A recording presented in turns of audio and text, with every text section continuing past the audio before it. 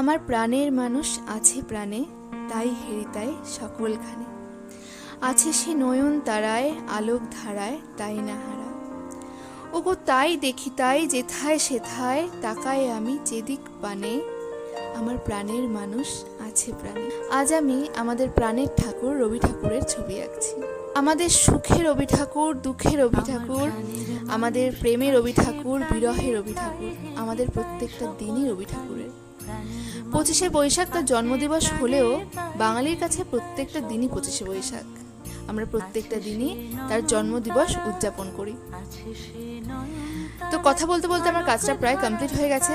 কেমন হয়েছে অবশ্যই কমেন্টসে জানিও। আর আমি এই কাজটা একটা বড় ভিডিও আপলোড করে রেখেছি অলরেডি আমার চ্যানেলে।